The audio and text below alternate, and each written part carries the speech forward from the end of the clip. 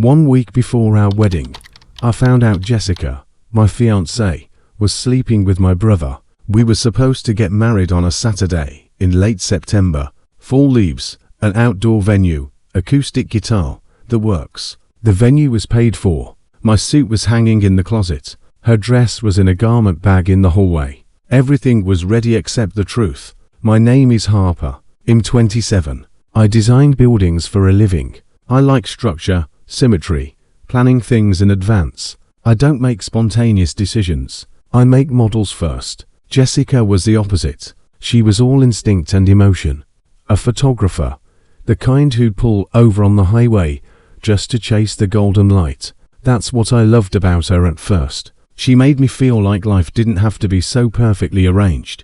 We were together for 3.5 years, engaged for 6 months. She was warm, funny, wild in a way that made me feel safe to be still. And she got along with everyone, especially my brother, Grayson. Grayson was 29, loud, confident, the kind of guy who walks into a room and owns it without trying. My parents always called him the star. He played football in high school, went viral for a fitness brand on Instagram, and now ran a supplement business that printed money. He was that guy. And Jessica, she laughed hard at his jokes. He hugged her a second longer than necessary. But I told myself not to be that guy. The insecure one. The paranoid one. I wasn't the jealous type. I trusted her. I trusted him. I thought we were building something real. Still, the last few months leading up to the wedding, something shifted. Jessica started pulling away. Not in obvious ways.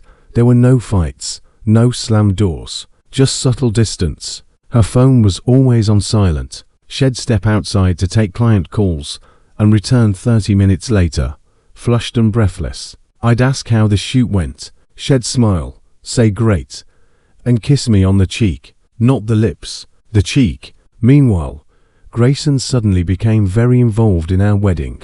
Need help with the playlist? Bro, I know a guy who does insane lighting setups. You want the dance floor to slap, right? It was weird, because Grayson hated weddings. Had always said they were just overpriced social pressure. Yet here he was, texting Jessica song suggestions at midnight, calling her co-pilot in group chats. I noticed. Of course I did. But I told myself not to spiral, that it was all in my head, that they were close because she was becoming family, that I should be grateful they got along.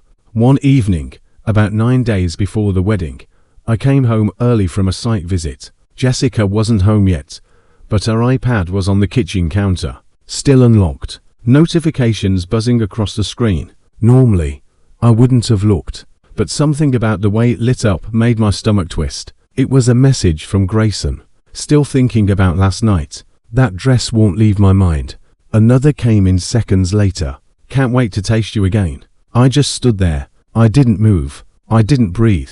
I just watched those words sit there on the screen like open wounds. At first, I thought this has to be a mistake. A wrong number. A prank. Something. But then the message history loaded.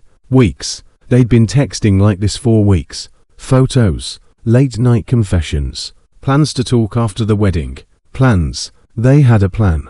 I scrolled, slowly. The more I read, the more I felt everything I believed in detangle. Every image he'd built of our life together fracturing. Every moment, every smile, every kiss, now retroactively poisoned. I sat down at the kitchen table, with the iPad still glowing in front of me.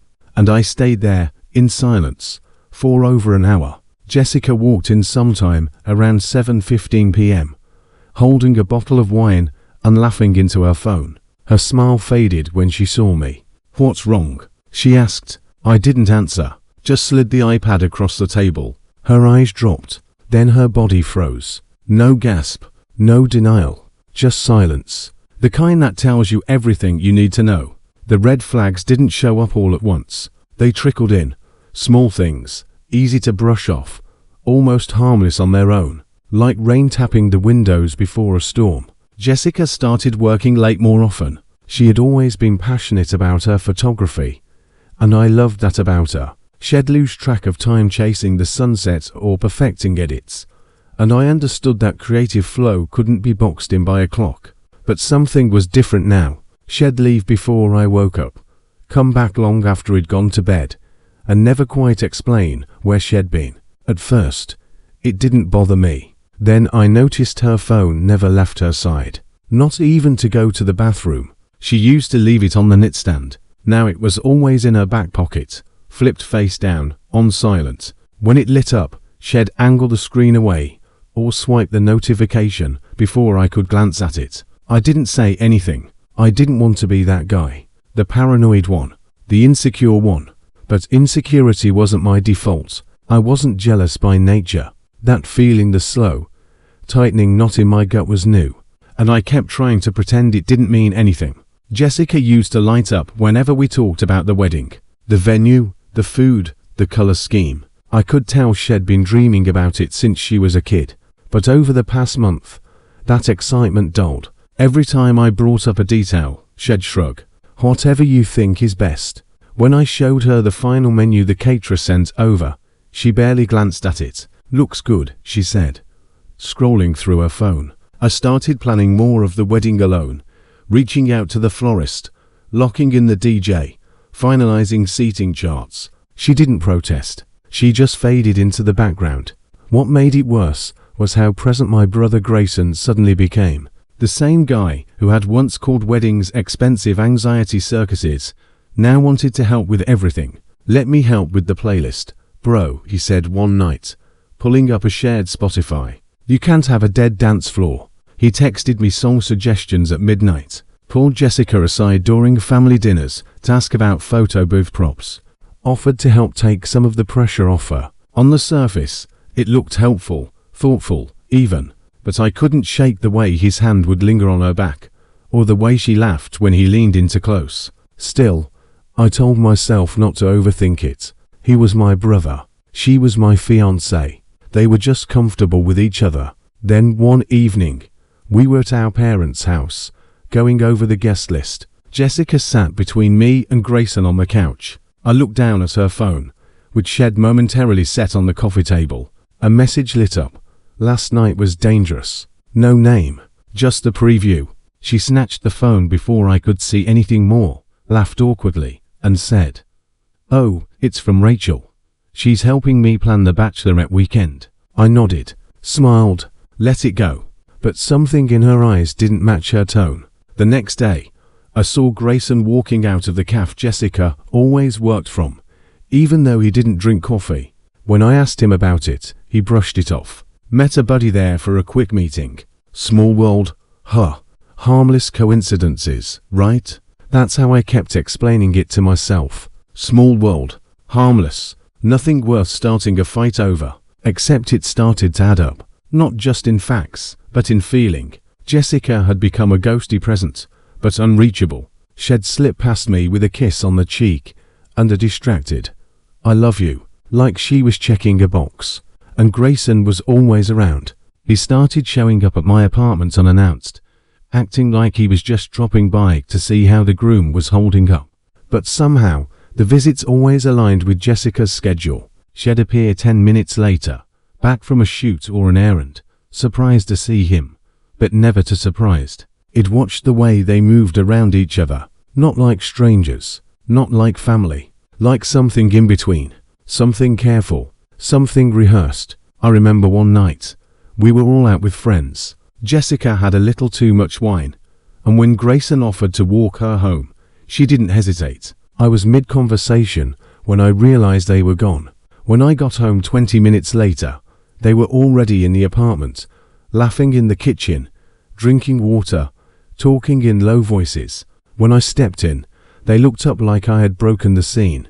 "Hey babe," Jessica said, too casually. Grayson smiled, just making sure she didn't faceplant on the sidewalk. I nodded, laughed, said thanks, but that night, I lay awake staring at the ceiling, listening to the sound of her breathing next to me, wondering when she had started feeling like a stranger in my bed. You never expect betrayal from the people who say "I love you" and "I got your back" in the same breath. And yet, here I was, trying to convince myself I was imagining it, while the truth waited for me, sharp, unavoidable, and just a few swipes away. It happened on a Wednesday.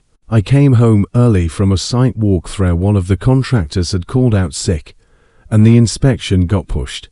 The apartment was quiet, the kind of quiet that feels like a secret. Jessica wasn't home. Her camera bag was slouched by the door, keys still dangling from the hook. I figured she'd run out to pick up something and would be back soon. I dropped my backpack in the hallway, kicked off my shoes, and headed toward the kitchen. That's when I saw her iPad, sitting on the counter, screen still glowing. It was nothing unusual. She often left it there to charge, but this time, it was unlocked. Notifications fluttered in from the corner like whispers. I don't know what drew me to it. Maybe I already knew. Maybe my gut had finally gotten tired of being ignored. I looked. A message lit up across the top of the screen. Grayson, miss you already. Last night was insane. Everything in me went still. The noise of the street outside faded. The hum of the refrigerator felt deafening. I stared at the name. Read the words again. Then again. My brother. My fiancé. One sentence. And the floor beneath everything it built cracked wide open. I touched the screen. It opened like a wound. There was a thread. A long one. The kind that isn't just a one-night mistake, but something layered, plotted, disgusting in how casually it unfolded. Photos. Private ones. Some I wish I could forget. Jessica, half-dressed, smiling in a way she hadn't smiled at me in months. Messages layered in innuendo and confessions. You make me feel alive. I hate sneaking around, but I can't stop. I wish it were you standing at the altar. I don't know how long I can keep this up. It should have been you all along. I scrolled until I felt sick. Everything inside me slowed to a crawl. The hurt didn't come in like a wave. It came like concrete, heavy, dense, impossible to move. One didn't throw the iPad, didn't scream, didn't cry. I just stood there in my own apartment, staring at evidence that the two people I trusted most in this world had been weaving a lie around me. And the worst part, it was so mundane. No dramatic flair, no villainous tone, just a people having a conversation behind my back. If my life weren't burning to the ground. I sank into the kitchen chair. My legs didn't shake, but my fingers did. I tried to breathe. It didn't work. I thought about the wedding suit hanging in the closet, the guest list Jessica made by hand, with calligraphy on cream cardstock. I thought about my mom, who cried when she first saw Jessica try on her dress. I thought about the playlist I stayed up all night making last week, while Jessica told me she was editing photos. No, she wasn't. She was with him. It wasn't just cheating. It was betrayal by blood and by love. It was everything I believed in smashed. I kept staring at the thread, numb. There were lines I hadn't seen yet. Scroll after scroll of secrets and selfishness, dressed up as passion. Grayson calling her babe. Jessica telling him she never really felt seen until him. Was that what all those nights were? The late shoots. The times she came home smelling like cologne that wasn't mine. My body sat still, but my mind was pacing, tripping over every memory and trying to refile it under a new label. Lies. The weekend she said she was visiting her cousin out of town.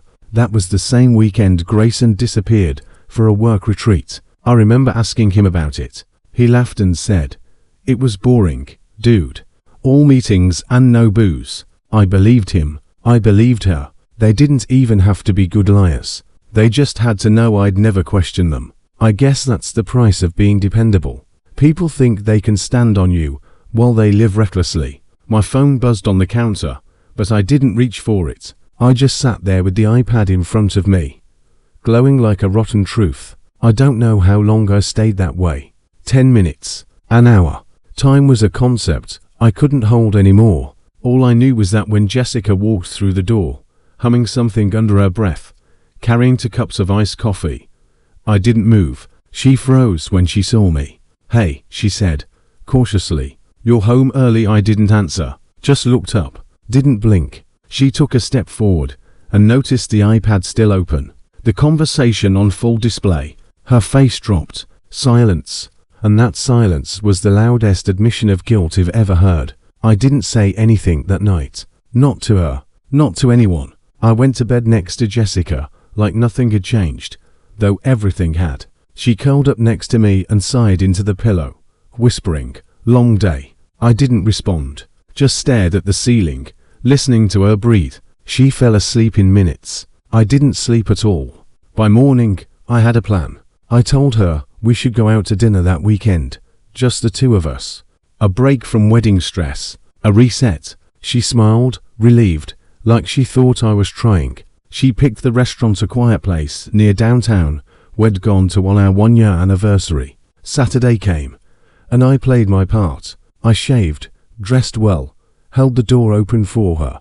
We talked about the menu like we hadn't burned the foundation of our relationship to ash. She laughed at something the waiter said. She even reached for my hand across the table. I let her.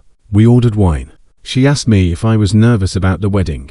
Nervous? I asked, sipping slowly. No, just a little curious about some things. Like what? I smiled. Your shoot the other night. How was it? She hesitated. Just a blink. It was good. Kind of chaotic. Lighting was awful. Did you go alone? Jessica blinked again. This time, longer. Yeah. Well, Rachel stopped by for a bit, but mostly just me. I nodded. Anyone else? She didn't answer right away. Her face didn't change, but her energy shifted just slightly. Her hand loosened its grip on the wine glass. No, she said softly. Just me. I reached down to my bag, placed the iPad on the table, and slid it between us. Then I guess you should read this, I said. Out loud. Her eyes snapped to the screen. The messages were still open. The same thread. It bookmarked the exact point where Grayson had sent. You taste better than I remembered, and can't wait to see you again. You still have that bruise. Her lips parted, but no sound came out. I leaned in, calmly. Read it. She didn't. She just stared, blinking quickly now. The blood drained from her face like a faucet had been turned. She stammered. Harper. I can explain. Start with that one, I said, pointing to the line about the bruise. I'd love to hear the context. Tears welled up, fast and messy. Her hand flew to her mouth, but the sound she made wasn't a sob, it was something sharper. Shame, maybe. Or guilt finally finding an exit. It was a mistake, she whispered. I swear, it just happened. When? I don't know exactly. I leaned back in my chair. Don't lie again, Jessica. You're not good at it. She shook her head, wiping her face. It didn't mean anything. I was drunk. We both were. So it happened once. I asked. Silence. Her breath caught. I nodded. That's what I thought. I never meant to hurt you, she whispered. It's over now. We stopped. I just didn't know how to tell you. You weren't going to, I said. You were going to marry me and keep sneaking around with my brother on the side. She sobbed at that. Not quiet. Pretty sobs, the kind that draw attention. The couple at the table next to us turned. A waiter paused, uncertain whether to approach. I didn't care. I looked at her like she was a stranger. Because she was, and I'd already buried the version of her I used to love. I didn't say much else. I asked for the check. I paid. She tried to hold my hand. On the way out of the restaurant I let it fall. We didn't speak on the car ride home. That night, I sat in the dark living room, waiting. When the clock hit 11 o'clock, I sent a text. Me, come over. We need to talk. Grayson replied within seconds. Grayson, be there in 10. He showed up like he always did, confident, wearing cologne to strong jacket over his shoulder, like he was walking into a party. Yo, he said, stepping inside. What's up? You good? I didn't answer. I let the silence speak. He looked around, confused. Where's Jess? She's asleep, I lead. I didn't want to wake her. Grayson raised an eyebrow. You all right, man? You look off. I nodded slowly. I know. He frowned. Know what? I didn't flinch. I know about you and Jessica. His mouth opened like he had a script ready, but then something in my face made him pause. I watched a flicker of surprise melt into something worse, amusement. You went through her phone? He asked, smirking. Her iPad, I said. It sensed everything. He whistled. Damn. I waited for denial, for some desperate lie. Instead, he shrugged. Look, Harper, I didn't plan for it to happen, all right. It just did. Right, I said. Multiple times. Grayson ran a hand through his hair. You and Jessica, you're just not the same. You're too safe. Predictable. She needed something else. I stared at him. You mean she needed you? He held up his hands. Hey, man, I'm not saying I'm proud of it. I tried to back off. I really did. But you didn't. He met my eyes. You were never right for her. Man, you don't bring out her fire. I do. And that's when I realized he wasn't ashamed. He was proud. To him, it wasn't betrayal. It was a conquest. A story to tell later. Another win. I stepped closer. He didn't move. He expected me to swing. Maybe even wanted me to. But I didn't. I just looked him in the eye and said, "We're done. As brothers. As anything." He blinked. "You don't mean that." "I do." Then I turned around and walked upstairs. Closed the door to my room. Locked it. Downstairs, I heard the front door close. Heard his footsteps fade. I sat on the edge of my bed, breathing deep. Still not shaking. Because sometimes grief doesn't look like tears. Sometimes it looks like silence. Like finality. And a door you never open again. The morning after the confrontation, I cancelled the wedding. No dramatic speech. No final meeting. No drawn-out explanations. I opened the group chat Jessica had created for the bridal party, parents, and close friends. The one filled with cake tastings, color palettes, jokes about the playlist. And I typed one line. "The wedding is off. Ask Jessica and Grayson why." Then I put the phone down, turned it face down, and went to the window. The city looked the same. Cars moved. Birds flew. Somewhere, someone was probably picking out a tux for their own big day.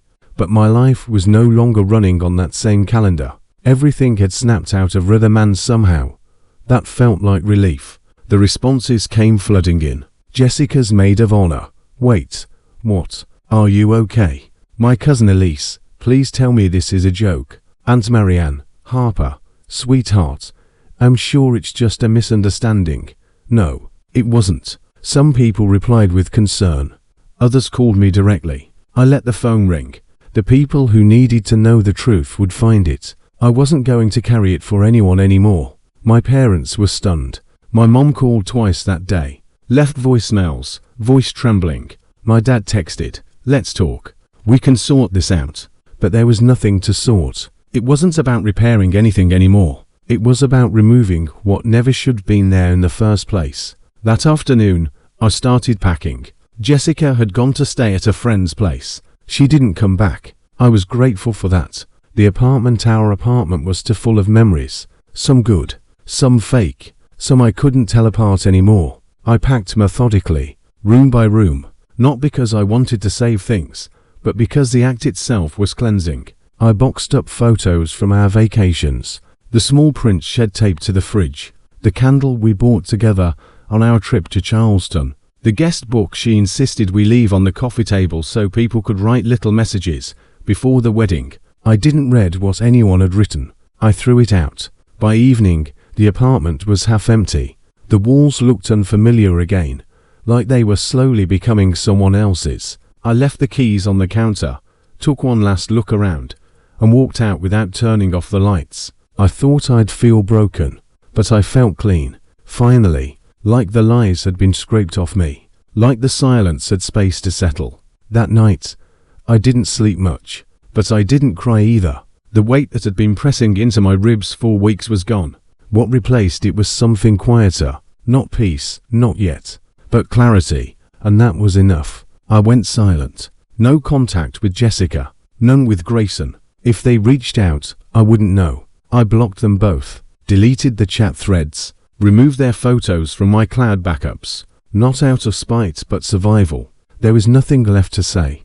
A week later, I started therapy. It felt strange at first, sitting across from someone paid to listen, but the more I spoke, the more I realized how much it swallowed to keep everything looking perfect. Not just the betrayal, but the years of quietly shrinking myself to keep others comfortable.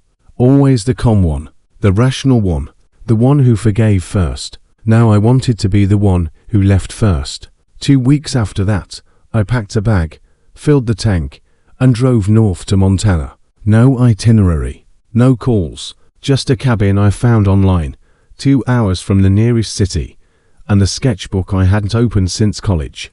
The first night, it snowed. I stood outside with a blanket over my shoulders, coffee in hand, and just listened. To the wind, to the creaking of pine trees, to the sound of nothing asking anything of me. It was the first time in years I didn't feel responsible for someone else's emotions. The days passed slowly. I hiked in the mornings, drew in the afternoons, sketched outlines of buildings that never existed, tall, clean, quiet structures with no doors, only silence. I filled an entire notebook with them. Sometimes I added notes.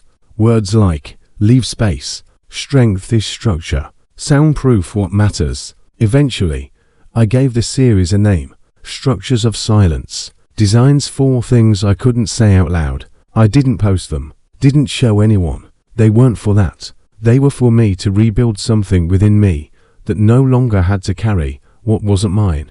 I used to think strength meant forgiving everyone. Now I think it's knowing who doesn't deserve a second chance. It had been 6 months, long enough for the silence to become natural, long enough to build a life where Jessica and Grayson weren't centerpieces or even footnotes. It moved to a new city, not to run away, but to begin without residue, somewhere where my name wasn't followed by whispers or questions. I found a small apartment with high windows and a view of the river. No shared memories in the corners, no ghosts in the closets. Work kept me grounded. I joined a design firm that appreciated quiet minds. I started running in the mornings, something I used to hate. The repetition of breath and footfall did something for the noise in my head. It slowed it down. Most days, I didn't think about them. I didn't wonder what they were doing, or where they had gone after it all came crashing down.